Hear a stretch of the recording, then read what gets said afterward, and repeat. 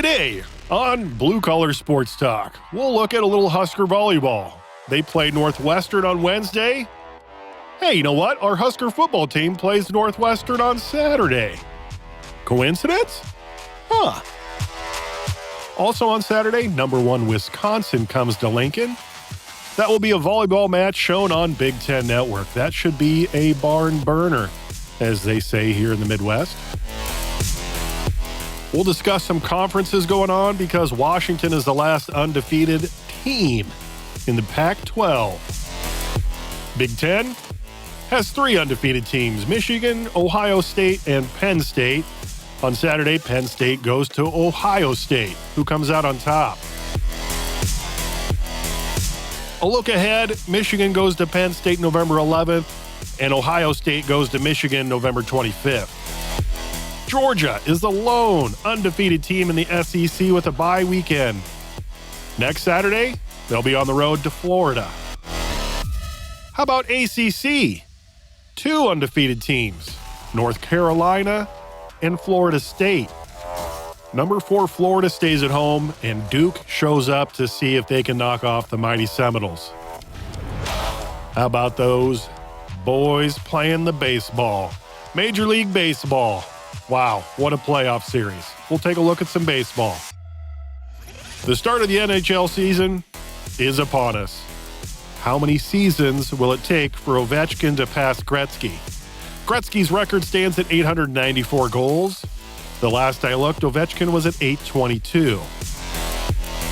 NBA preseason is in full swing, and the start of the season is right around the corner. The NBA season officially starts October 24th. This should be a fun season. A lot of people have been moved around. We'll have our final thoughts. And now, here's our show. Hey, everybody. Welcome to a Friday edition of Blue Collar Sports Talk. Darrell here, sitting across from Roger again. Hello. Good afternoon. Thanks for coming over. Yeah, it got warm out today. Yeah, it's fun time of year. Some days it's still cold. Some days it's 80 degrees like it is today. Speaking of warm, we should have an amazing hot center, hot as in averaging a double-double for the Lady Huskers. That's what she did all of last season. Alexis Markowski was recently named to the Lisa Leslie watch list. I know the Husker basketball hasn't started yet, but I just wanted to give her a shout out for being amazing and getting put on that watch list. Going to be a junior and has already been named to the preseason All Big Ten honors 2nd straight year. So congrats to her. And Northwestern was handled by our volleyball team Wednesday. We hit a season best 395, improved to 18-0 overall, 9-0 in the Big Ten. Merritt Beeson had 13 kills, 7 digs, 3 blocks. True freshman Harper Murray, 10 kills, had a career high 4 aces, which is funny to say career high when she's a true freshman. Becca Alec, 9 kills, pair of blocks. Andy Jackson had 7 kills. We're going to need our true freshmen to step up. Yeah. Saturday's number 1 match against Wisconsin is going to be tough. Yeah, I haven't watched too much of the volleyball, but I keep hearing about these freshmen. So sounds like we got a great team for a number of years yet. And I guess I heard that we got the number 1 recruiting class next year already. So John Cook's amazing at recruiting, isn't he? Yeah. I haven't watched a whole lot. Last year around this time, I had different days off for work, and there was always a Wednesday match, it seemed like, so I was able to watch Wednesday. And I utilized Big Ten Plus to watch the replays. I haven't done that a whole lot this year. But Saturday's match against number 1 Wisconsin, we're at home, 7 p.m., Big Ten Network. Wisconsin is on a roll. They have won 27 straight Big Ten matches dating back to last season. And they've won 30 sets in a row. They haven't dropped a set in 30 sets. That's nuts. So 10 games, right? Yeah, if they've Yeah. swept them, it's Yeah. 10 games. Yeah. So Wisconsin currently ranks third nationally in hitting percentage and fourth in opponent hitting percentage. So that's their defense. Now, Nebraska has also been sharp offensively. They're hitting 297. So Wisconsin is hitting 315. We're hitting 297.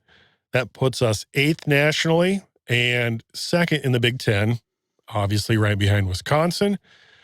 Right now, our Husker team leads the nation in defense, holding their opponents this season to a combined 123 hitting percentage. Wisconsin is at 143. So we need our defense to shine to be able to do this. And Wisconsin is deep. Sarah Franklin leads the Badgers, 3.85 kills a set. Devin Robinson, 2.91. So almost 4 and almost 3, respectively. Carter Booth ranks first in the Big Ten and eighth nationally in blocks, almost 2%. Whereas our sophomore middle blocker, Becca Alec, she is at 1.39. So not very far off of Wisconsin's Carter Booth. And I think she's 6'7". Hannah Schmreck for Wisconsin is hitting a Big Ten best, 418 on the season. So 2.66 kills and a little over 1 block a set.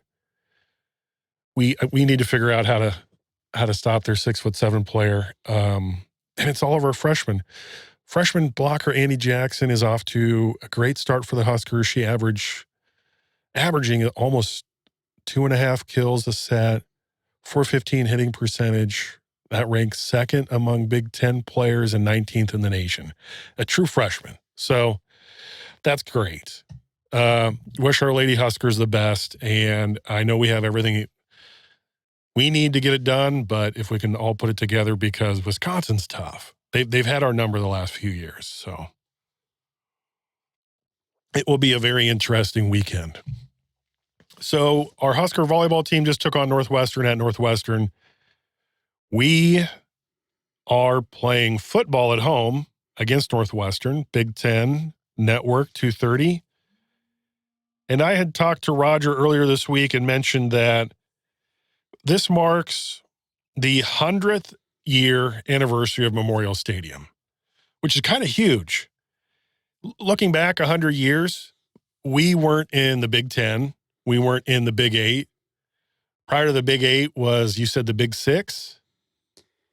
Yeah, I got the Big Six started like in 1928 from the notes that I seen. So, and that was before that, we were in a Missouri Valley Intercollegiate Conference or something like that. So, yeah, that has let's see, it's still called the Missouri Valley Conference, but you're right. At that time, it was slightly different. Just to give you an idea of who's been in this, this is nuts. University of Cincinnati, Creighton University, University of Houston, University of Iowa, Iowa State, University of Kansas, Kansas State, University of Louisville, Memphis State, University of Missouri, our Huskers, University of Nebraska, New Mexico State, North Texas State, University of Oklahoma, Oklahoma A&M, Washburn University. So those schools that I just listed have all been at one point in the Missouri Valley. And we were in the Missouri Valley 100 years ago. So that's why I brought that up. I'm going to leave a link in the descriptions. Nebraska Public Media has a very interesting virtual 2D tour, and there's clickable links in there that gives descriptions about a bunch of things, cool features in Memorial Stadium. What other interesting history notes did you come across, Roger? well, starting in the Big Six, like I said, in 1928, it was the two teams that weren't in it was Colorado and Oklahoma State. And then I think when it became the Big Seven in 1948, I think they added Colorado. And we played in that for about 12 years. And then the Big Eight started with the 8 teams that we remember. Oklahoma State joined to make it the Big Eight. But yeah, back in the in the 20s, Nebraska was a very good football team. We we played Notre Dame like 7 times, somewhere between like 1915 and 1925. And of course, we know the Notre Dame back then had New Crockney and the Four Horsemen. Well, they were nationally ranked every year and won multiple national championships. Well, Nebraska is the only team that beat New Crockney and the Four Horsemen twice in 1922 and 23. I believe both games were played in Lincoln, Nebraska. That's awesome. So, yeah, that's big history back then because, after the 20s, then Nebraska went on 30 years of really bad football, 30s, 40s, and 50s. Oh, kind of like where we're at now. Yeah, we were not good. Matters of fact, from 41 to 61, we only had 3 winning seasons. And then in 1962, Bob Devaney took over, and he immediately had us going 9-2 and 10-1. And we went to 4 straight bowl games from 62 to 65 before he kind of had a couple bad years. And then, of course, starting in 68 and 69, we became one of the best teams in the nation, winning national championships in 70 and 71. So, I mean, Nebraska's been a long time since Nebraska called a coach in, and he just put us on the top of the pedestal right away. But back in 1962, Bob Devaney did it. Did 1 year, and we were, went from a 3-8 team to a 9-2. Do you think Devaney would be successful in this day and age with NIL and all that transfer portable stuff? Yeah, that's hard to say. I mean, but it is. It truly is. It's completely changed the landscape of football. I shouldn't say just football. It's completely changed the landscape of every sport. Yeah. So, I would think he would be able to, because you're still doing the same thing. You're coaching kids. You're getting the best out of your kids. Yeah. You're motivating them. I would hope so. I would think so. We're favored. We, the Huskers, are favored. 10.5 points at home against Northwestern. 41 is the overs. It's always games like this where we're favored that much that worries me, because we're not consistent. I hope we get it done, and I'll leave it at that. I don't know what we'll do, but yeah. I was shocked to see us 12-point favorites, or 11.5 now, or whatever it is. But right, depending on where you look. There's But I was shocked to see us double digits, but we beat Illinois by double digits last week. So we did 20-7 was that final score. Yep. And the reason I'm concerned about this one, they were able to put 13 points up against Penn State. And Penn State has a very good defense, not just very good, an elite defense. And they scored 34 points against Minnesota, who we couldn't beat. So that's why I'm concerned. And last week, Illinois had a comeback against Maryland. Right. So it should be interesting. Yeah. I think Illinois played really bad against Nebraska. Oh, horrible. Yeah. I thought that quarterback played really bad. And we tried giving them the game. We turned the ball over in the fourth quarter like we always do. And we were all sitting there thinking, here we go again. But I think with the combination, I think our defense played well. But, that Illinois quarterback was just not good that day. Earlier in the week, when Roger and I were trying to decide what we should talk about, we'd mentioned kind of the landscape of some undefeated teams. And a few weeks ago, Roger had mentioned the Pac-12 has a really rough road to the national championship or even the playoffs, because I think the way you said it is they're all going to beat up on each other. Yes. And they have. Yeah, the last couple of weeks they have. Washington is the lone undefeated team. They have 2 unranked opponents before heading to USC November 4th. So it's going to be interesting. But Michael Penix Jr., he eked out a win against Oregon, and I don't understand how that game ended. I mean, I watched it. I understand how it ended, but That was weird. Yeah, I didn't see any of it, so I don't know. The reason I say it's weird, I'm wondering if Oregon's coach said, well, even if we lose, we'll still meet them in the Pac-12 championship. So it doesn't really matter if we lose by just a little bit because we'll be a one-loss team because we're going to beat everybody else. So we'll see Washington again and we'll get them for sure. I don't know if that's what his thoughts were because how it ended, they weren't very forceful in what they needed to do. They were a little too conservative for me. But Penix definitely had a great game, and as long as they stay undefeated up until the Pac-12 championship, they should have as good a chance as anybody. So the other undefeated teams right now, there's 3 of them in the Big Ten: Michigan, Ohio State, Penn State. Saturday is Penn State at Ohio State. Yeah, so we'll have one of them go down. And I think Penn State might get it done on the road.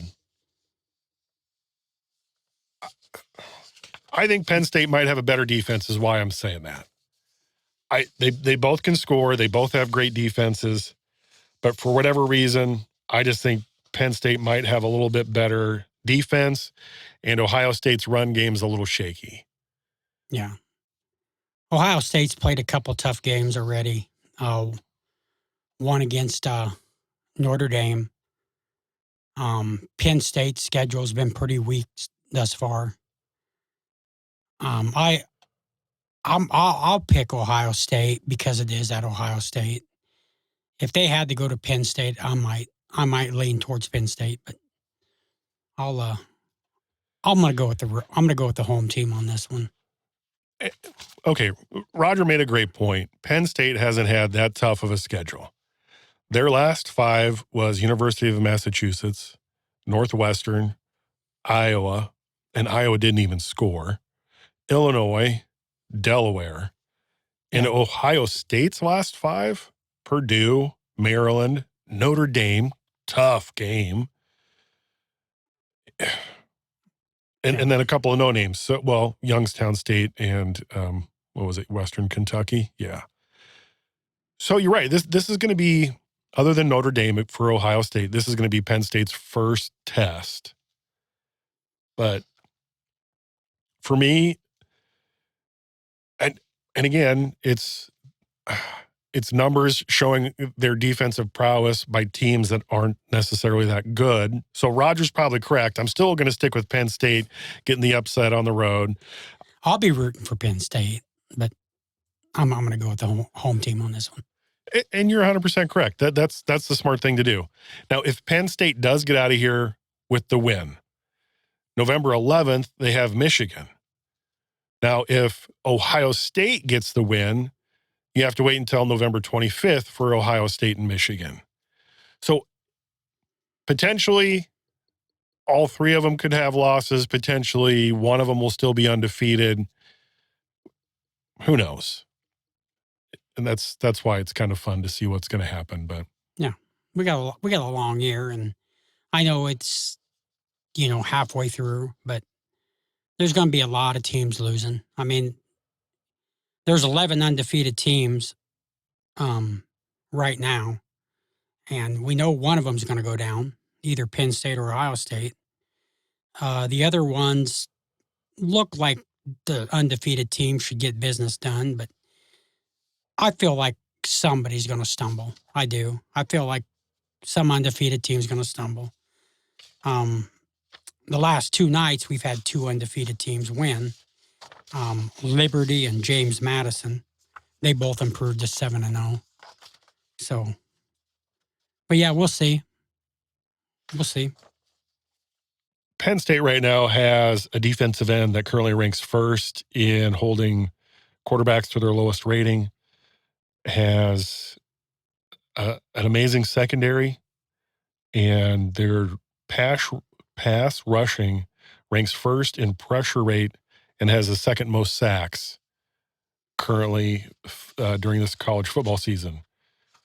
So if Ohio State can't protect their quarterback, it could be a long game. But at the same time, Ohio State has an amazing wide receiver, Marvin Harrison Jr. So Penn State's cornerbacks better be figuring it out. So we'll see. We'll see. Also, you'd mentioned Georgia a while back, and I thought, what was it, a couple of weeks ago? I thought Kentucky would knock them off. That game actually woke them up, and they just annihilated them. Georgia has a bye week. They don't play again until October 28th at Florida, and that might be Georgia's first true test. But if they play the way they did against Kentucky, Florida doesn't stand a chance. Yeah, Georgia's stud tight end got hurt, Brock Bowers. He's having he had surgery done for a high ankle sprain. I didn't see that. Something must have been torn though, because he had what they're calling a tightrope surgery, and this surgery has become very popular, and especially in the last couple of years of football, whether it's professional or college. But it's just instead of using bolts and screws and whatever to fix the problem, they're using it's just a thread, some tightrope thread they call it, and it's supposed to allow the muscle or the whatever's broke or bent or however you want to say it to heal faster. Say some people come back as early as 4 weeks on this. Really? Yeah. That'd be crazy if they get him back, because they're considering him the team's MVP for how good he is. Yeah, he's 8 catches, 157 yards, game-winning touchdown, week 5 in Auburn. The kid's just amazing. So they're thinking that their slot wide receiver, Dominic Lovett, who averages about 9.1 yards reception, is going to be targeted more because Brock Bowers is out. I think they're so deep that it's reminiscent of other teams like us in the 80s, even us in 94, 95. Some Bobby Bowden coached Florida State teams that it didn't matter if you went down to the 3rd or 4th string, that they stepped up and you couldn't tell if they were the 1st string or the 3rd string. And I think that's kind of where Georgia's at this year. Yeah. 2 ACC undefeated teams, University of North Carolina and Florida State. This Saturday, number 12, North Carolina is, let's see. I think they play Virginia. They do. Virginia is coming in there 1-5. Yeah, North Carolina's like a 20-point favorite. It's up to 23.5 now. But this is the one game that I seen that I thought I could see Virginia playing that a lot closer than that. So, well, and North Carolina's next ranked opponent is, I believe, in a couple of weeks, November 11th, Duke. And Duke is playing Florida State this weekend. They play at Florida State. But you think Virginia comes in and just plays out of their mind? Yeah, I think they play better than that. I don't think it'll be a 23-point game. Like I said earlier, I'm looking for more than one undefeated team to fall. And so I looked at that game and I almost wanted to come here and predict that upset, but I'm going to stay away from that. Virginia's not a good football team. No, they're not. They've their one win was against William and Mary. They've lost to Boston College by 3 points. They lost to North Carolina State, who's actually decent. They lost to them by 3 points. Maryland 42-14, who is a decent team. So that's where my judgment comes in on Virginia. They lose 42-14 to a really good Maryland team, and I think Maryland is probably nearest to any of the opponents University of North Carolina has seen. That being said, I don't think they're as good as Miami, who North Carolina just beat 41-31. So I see North Carolina moving on until next week, or 2 weeks from now, Duke being their first test, I think. So Florida State at home against Duke. Do you think Duke has a chance to pull an upset? Well, Duke played really well against Notre Dame. If I remember right, I thought Notre Dame did something really good at the end to pull that game out. I think Duke had them. They did. And I don't remember exactly how it ended, but I think Notre Dame got some, I'll just say 4th and 18 or something like that. I thought it was like a 4th down and long, and they got it and then continued to drive and scored and won. But I think I'm pretty sure Duke had them and then let them off the ropes. Yeah, so Duke scored, had the lead for a little bit, and then it was their running back, Audric Esteem. Yeah. But I want to say Duke might have even been winning that by 10 somewhere in the second half. But maybe I'm wrong. I just a little bit, because I know I watched a little bit of it, and I thought Duke had them, but somehow Notre Dame had a couple great plays and pulled it out. And Duke had a chance. They had the ball last in the final minute, but Notre Dame's defense shut them down. I really think Duke could play Florida State really well and hand them their first loss. Well, yeah, if they play like they did against that Notre Dame team, because we've seen Notre Dame play, and Notre Dame hasn't played that easy of a schedule. They played some tough teams. Oh, their schedule's and tough. They just absolutely handed USC their butts. And they played Ohio State, and then they played this Duke. And, I mean, so we know Notre Dame's good. There. So if Duke comes in and plays like they did against Notre Dame, yeah, they could win this game. They totally could. They totally could. So Michigan, the other Big Ten team that is undefeated, unless Harbaugh's mind isn't in the game because he's being investigated for sign stealing. I don't know much about it other than he's being investigated, but yeah, it just popped up here the last couple of days that I've been hearing. I think it's a little older than a couple of days, but they kind of put their facts together before they brought it out. Because somebody said that the Rutgers coach, Greg Schiano, at halftime was talking to a reporter at halftime of their game. And he said, and this is what he said, I heard it on the radio. He said, yeah, there's something going on out there that we're just not really sure of. We need to play better, but there's also something else going on. And he said this at halftime during that game. And then now all of a sudden they're getting investigated for sign stealing. So it must have been caught in that game at some point, or maybe before that game, and he just used that TV time to kind of throw him under the bus. I don't know. I don't know. Yeah. But there's always been some bad blood between Michigan State and Michigan, because remember during the tunnel they had that fight. Well, I'm talking about the Rutgers game. No, I know. Oh, okay. But this Saturday is Michigan State. Oh, okay. All right. Okay. So they've had bad blood. Do you remember last year where they had the fight in the tunnel before they ever even made it to the field? Oh, yeah, that became a big deal. Right. Yeah. So I understand where you were going with the sign stealing is from previous games. Yeah. So someone turned them in, and there's been an ongoing investigation. Harbaugh comes out and is like, well, I'm surprised. No, you're not. That's just my take, but he's not surprised. Yeah. Yeah, I wrote down a few notes about this Michigan team, to talk about how well they've been playing, because their defense is only allowing 6 points a game. They've only allowed 42 points in 7 games. And they're also the least penalized team in college football. So when your defense is playing that good and you're not making mistakes, you're not turning the ball over, you're not getting penalized. I mean, that's a recipe for a championship right there. And then now all of a sudden this pops up. It's just, yeah.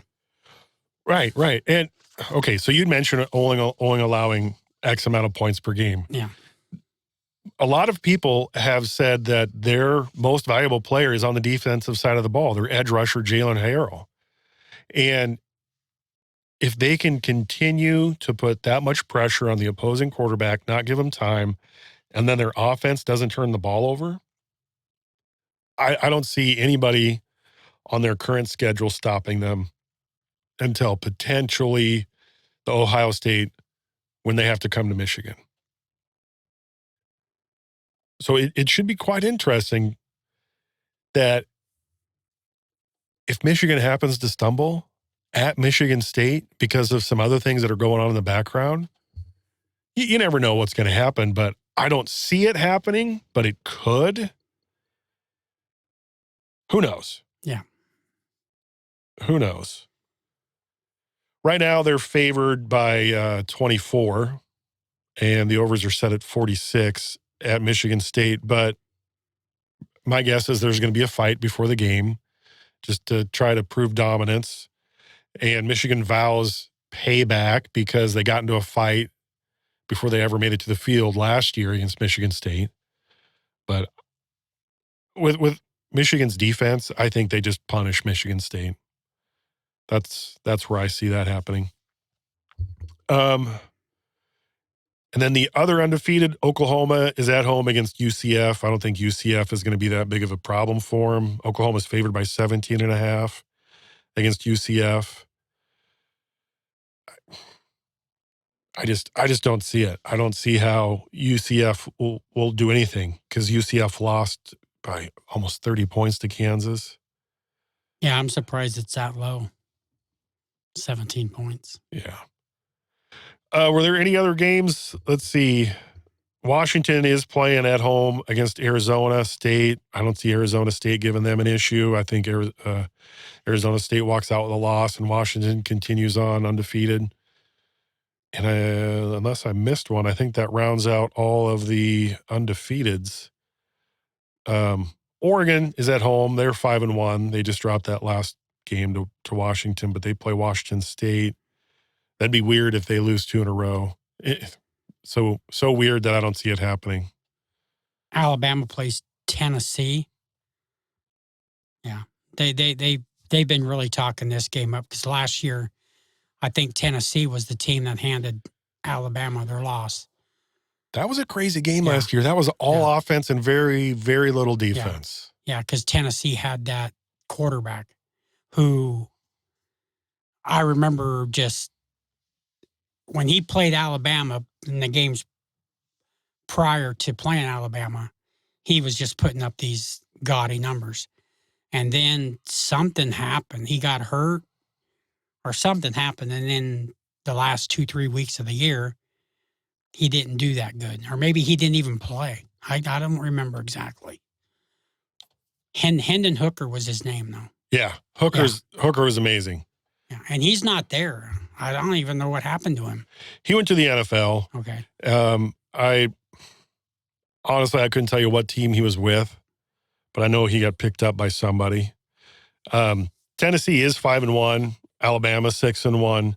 They are playing in Alabama, so the odds makers are leaning towards Alabama, favored with 9 points. Over is at 47.5. This is on CBS at 2:30. It looks like. I think they're fairly evenly matched, honestly. So it could be another. It could be another. Tennessee went down to Texas A&M last week and beat them. I thought Texas A&M would get them because they were at home, but Tennessee beat A&M. So I mean, that's not an easy place, not an easy game to win.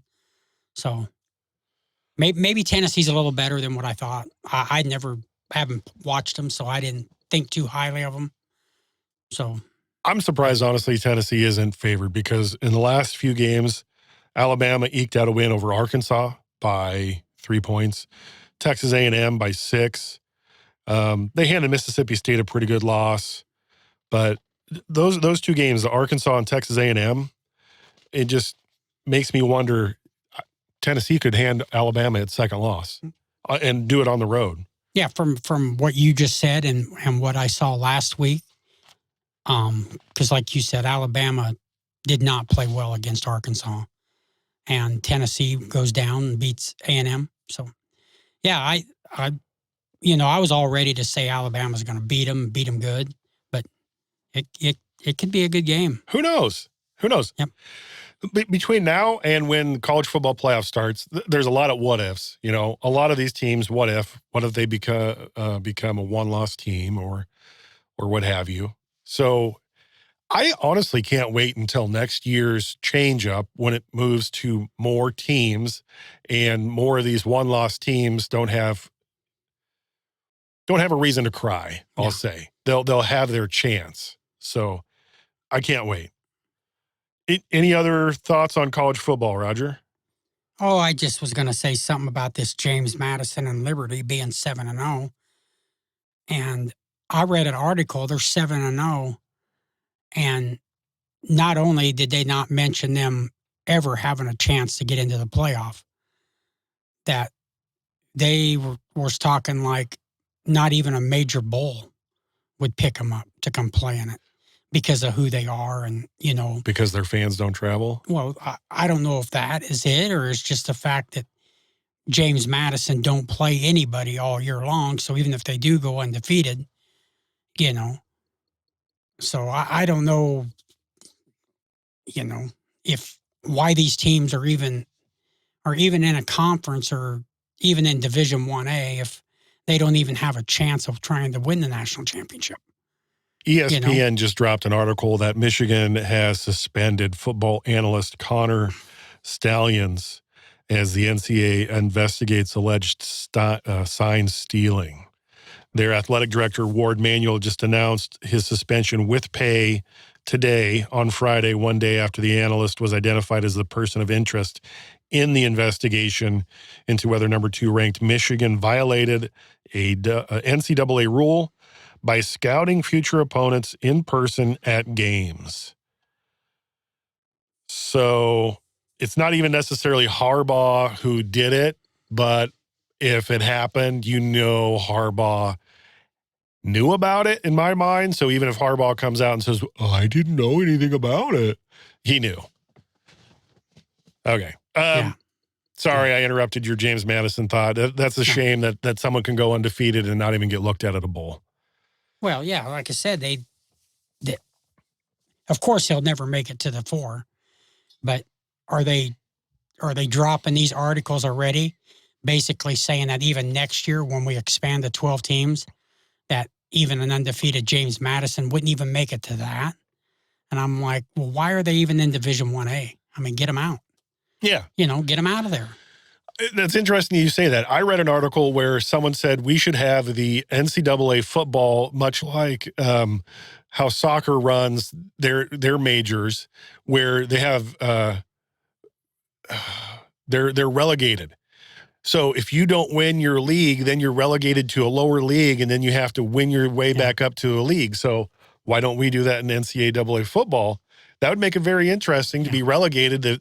No, Nebraska would be relegated. I mean, obviously, but that'd be a fun way to run stuff. Yeah. And one thing I've always said is this AP poll and this coaches poll, do they have, if Alabama goes to the playoff and wins it, does the AP poll and the coaches poll have to pick them number 1? Because I'm like, well, if a one-loss Alabama team goes to the playoff and wins it, why couldn't the AP voters vote a team like James Madison number 1 if they go undefeated? But I don't think, what I mean? But I don't think the AP has anything to do with the college. That's what I mean. It's the college football. It's a committee that picks. There you go, the committee. Yeah, the committee picks. So at the end of the year, could we have still a split national champion? You have the college football playoff winner, and then the AP could pick their own winner. If they feel that a team got left out of the playoffs that's deserving. I mean, I don't know. I've always wondered that. But it's happened in the past, and that was before we ever had the playoffs where they had co-national champions. Yep. But that was the reason they wanted the playoffs, to avoid having to have co-national champions. But people still get butthurt because, well, I was undefeated and I didn't even get a chance to go. Yeah. So even though they expand it, people are still going to complain that they didn't get their chance.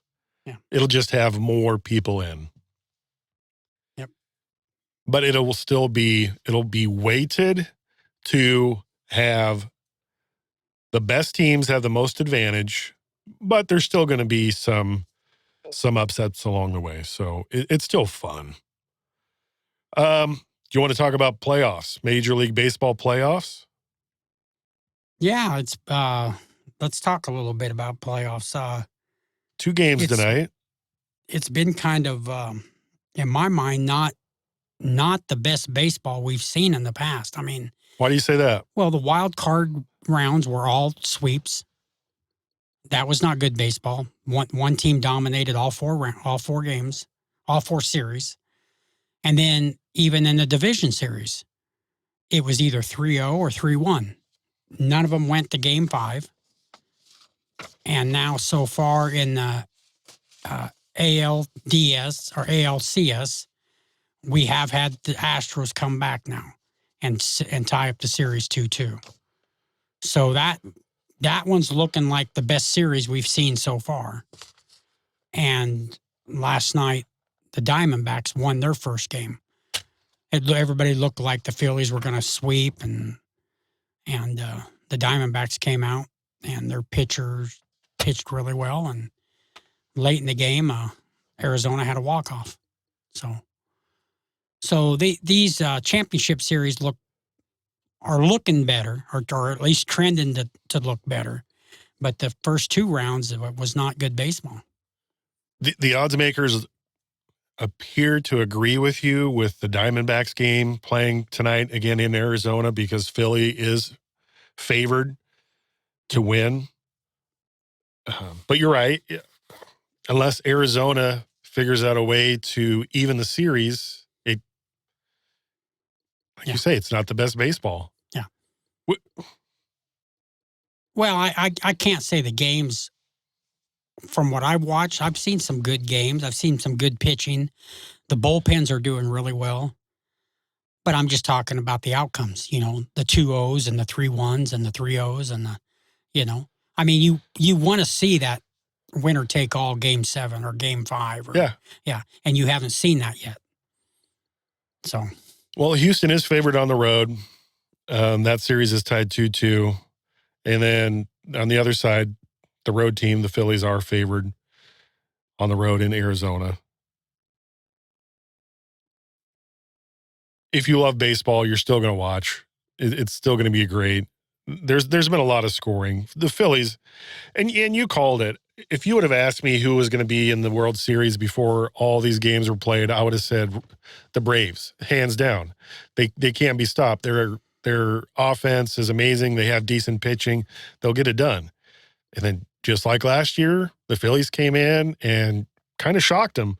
Yeah. They can put up a lot of offense. They scored 10 2 games ago and held the Diamondbacks scoreless. So, yeah, and the Phillies.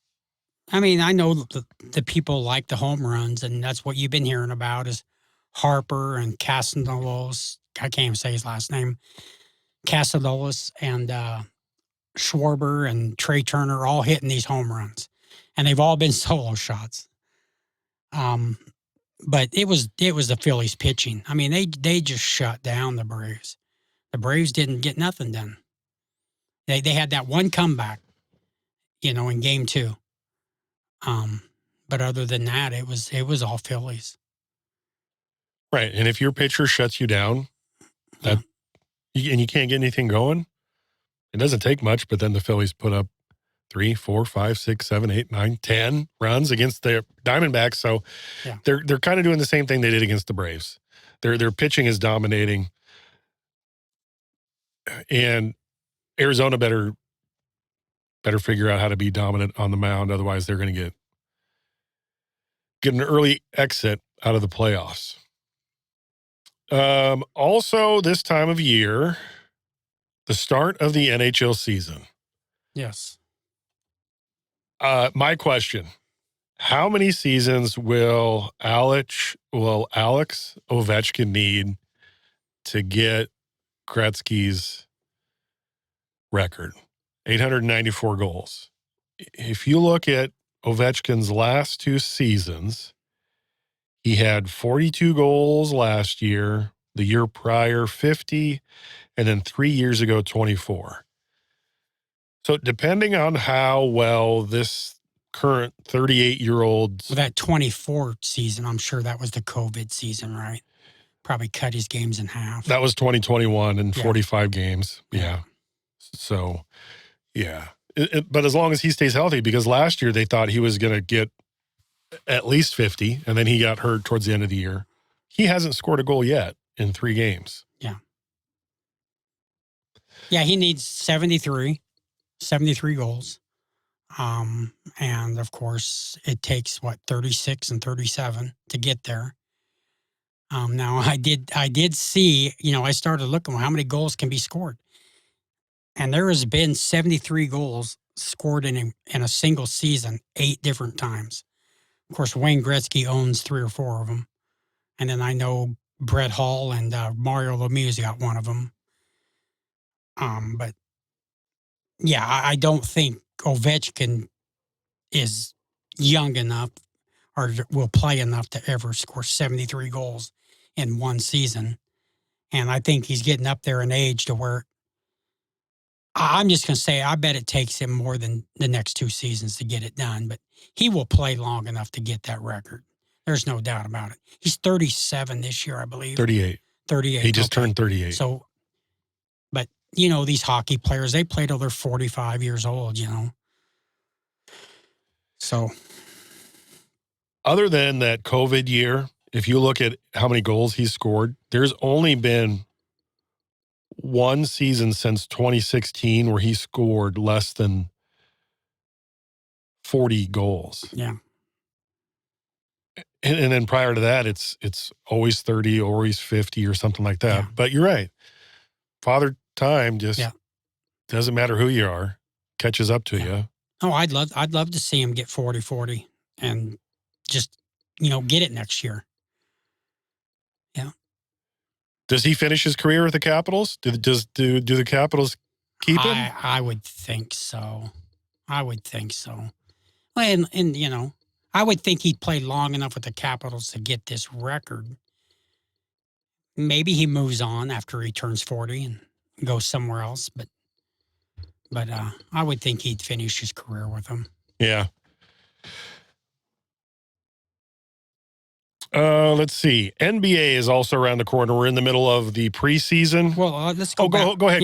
On NHL, I was going to throw out a couple things I've noticed where I was looking at the odds of winning the Stanley Cup this year. Go ahead. And the top 5 teams that I seen, I was like, well, where's Las Vegas? Where's Boston? Because Boston had the season record last year of wins and points. Yes. Las Vegas won the Stanley Cup. Florida Panthers went to the Stanley Cup and lost to the Vegas Knights. But the top 5 teams that I seen was Colorado, Carolina, Toronto, and then I think it was Edmonton, New Jersey Devils, and then all of a sudden the Vegas Knights and Dallas come in. And then right after that, then you saw the Boston Bruins and the Florida Panthers. So there's that many good teams in the NHL. I mean, to have 5 teams, Vegas odds better to win it than the Vegas Knights.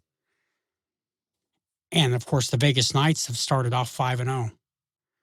So they are off to, and maybe these odds have already changed. This was preseason when I looked at these. So with Vegas's 5-0 start, they got to be right up there towards the top of winning it all again. I know it's early in the year, but I just thought that was interesting to see that many teams ahead of Boston and Las Vegas is winning this Stanley Cup. So it might be a very interesting year to watch hockey and see all these great teams going for it. I think it'll be roughly the same teams that were there last year. I don't think anybody has really made that big of a change in where they're at. But you're right. It's weird that Vegas, I pulled up, what is this, FanDuel's? FanDuel has Colorado as the top favorite, followed by Carolina, Edmonton, Toronto, and Dallas. Mm-hmm. And Vegas isn't even mentioned, which is weird. Yeah. So to me, that tells me it's really tough to repeat. But Tampa Bay Lightning's also done it twice in the last 5 years, and they're not up there either. right, So it makes yeah, I just think that it's if Vegas has got it right, and there's this many good teams in hockey, where it's just basically a toss up on who can win it. It's an interesting year. So another site has, okay, so this is an order of their likelihood. Colorado, Carolina, New Jersey Devils, Edmonton Oilers, Toronto Maple Leafs, Dallas Stars, and then Vegas Knights, and then Boston Bruins. Yeah. That's interesting. Mm-hmm. That's very interesting. I want to talk a little NBA. Do you have any other points for NHL? No, I don't. Like I said, I seen last night Vegas started off 5-0. That's a good start. Yeah, that is a great start, 5-0. That's an amazing start. I can't wait for the start of the NBA season, which is next Tuesday, this upcoming Tuesday. You're going to have the Lakers at the Nuggets, 6:30 p.m. TNT game. Denver is already the early favorite. I just like... Which makes sense. It does. It does make sense. I just like seeing an early Lakers Nuggets. Nuggets won the championship last year, and I just like seeing an early matchup between those two. So now, did the Nuggets get a big piece? Not really. It's still basically Murray and Joker? Yeah. Okay. Yeah. And let's see. They don't have Middleton, do they? For some reason, I thought Chris Middleton from the Bucks. Oh, let's see here. Don't know. Pull up their depth chart. Yeah. Okay, so they have Jamal Murray, Kentavious Caldwell-Pope, Michael Porter Jr., Aaron Gordon, and Nikola Jokic. Okay. That sounds like the same team from last year. Okay, so you were thinking Middleton? Middleton's still a Buck. Is he? Okay. Yeah. Okay. I don't know why that name popped in my head. It just... But the one team that has seen a lot, and Chris Middleton is who you're talking about. Yeah. Yeah, he's still a Milwaukee Buck. There's two teams that have added some pieces and sent some pieces away. The other start of the NBA season game, Suns at the Warriors. So Chris Paul left the Suns, went to the Warriors. And I think that should be an interesting game. And those are both on Tuesday, both on TNT. And then after that, the very next day, Wednesday, your Hawks play the Charlotte Hornets. Boston had a bunch of people leave, a bunch of people come in. They play the New York Knicks. And let's see, you have to wait until Thursday to see what's going to happen with the Philadelphia 76ers taking on Milwaukee. And then that same night, the Lakers have a tough one with Phoenix Suns coming to LA. So LA has a tough start to their season.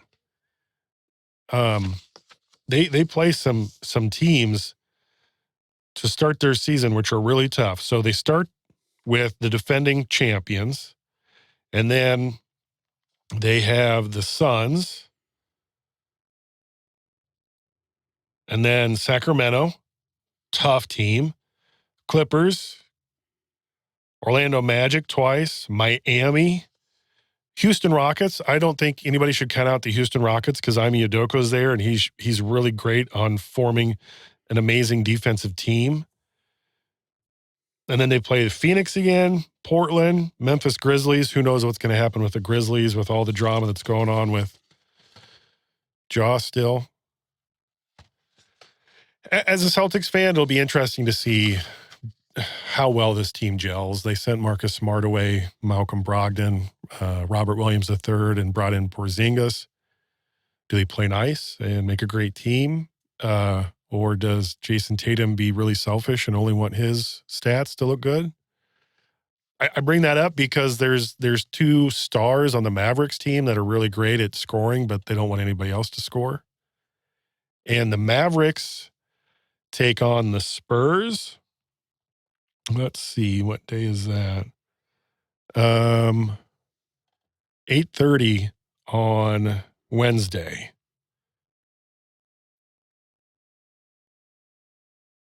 Yeah, that's an 8:30 ESPN game, Wednesday, October 25th. So if you want to see the Spurs, a phenomenal draft pick. Yeah, Victor Wemben. Yeah, I don't know. Wembyama. Yeah, I'm just going to say Wemby. I'm curious if he can carry the whole team because all the stuff in the preseason I've seen, he's had fun. He's had a lot of fun. Roger, any other things that you want to talk about today? No, NFL. I'm still kind of thinking that the quarterback play and the offensive production in the NFL is kind of down this year. Of course, 2 undefeated teams. The last 2 undefeated teams both went down with the Eagles and the 49ers last week. I don't know if you watched any of that Eagles-Jets game, but I tuned into it in the second half. That Jets defense that might be the best defense I've seen in the NFL in a long time. I didn't get to watch any of it. They had 3 interceptions. Looked to me like there should have been at least 5. I mean, that they were just deflecting everything. That ball was in the air. They played off, and the referees kept the flags in their pocket, which I liked the most. It was just a hard hitting game, and they just let them play. I'll have to see if I can find a replay of that. I feel bad for their quarterback because if their offensive line was as good as their defense is what you're saying, they would be amazing. Yeah. Well, the referees 2 weeks ago kind of took that game away from the Jets. They had the Eagles on the ropes. And they called a defensive holding I believe it was a defensive holding. And Robert Saleh just went ballistic on the ref. And then they showed it and they were like, yeah, we don't really. And then the Chiefs, of course, you give the Chiefs a second chance, they come back and beat you. I mean, most time they beat you on the first chance, but yeah. So you saying that reminds me of the Super Bowl Rams against the Bengals. How many times did the refs give a team a second chance to score, to get it done? Yeah. So to say that the refs are impartial, you're not watching some of the same games I am, because it's unfortunate that they can't be or they aren't. Some are better than others, but I agree. Sometimes the refs make a huge difference in these games. Yep. But no, that Jets Eagles game I liked watching that. That was some old school hard hit. I mean, every play it was some hard hitting, and it was fun. It was fun to watch. Nice. I'll have to find a replay of that. Yeah. I can't remember. I was gonna look here real quick for boxing. Are there any good boxing? I haven't paid attention to any boxing since the Crawford fight, so I don't know. I don't know what's been happening in the boxing world. I do know that the last big fight that I remember is Canelo Alvarez. He beat that Jamal Charlo. Yeah. The reason I wanted to bring that was a big fight. That was a huge fight. Yep. Tyson Fury is having a heavyweight match in Saudi Arabia against the former MMA guy. Rather than do a rematch right away, I can't even think of the guy that he fought last, but there is some stuff coming up. But I agree. I want to see, and I don't know when it'll happen, but I wanted to see a rematch for the Crawford and Errol Spence to see if Errol Spence gets in better shape or better prepared, or if Bud Crawford just handles him as well, they're as well as he talking did the about Bud last time. Crawford going up. They were even talking about him moving up 2-3 weight classes to fight this Canelo Alvarez. And I thought, I don't know if I'd do that. I mean, you're tackling a guy 20, 30 pounds heavier than you natural. Yeah. You know? I don't know. I agree. I don't know if that'd be a wise decision. Yeah. All right. Roger, thanks for stopping in. Any other final thoughts? No. All right. Thanks for listening to Blue Collar Sports Talk. That was Roger. Goodbye. And go watch some sports.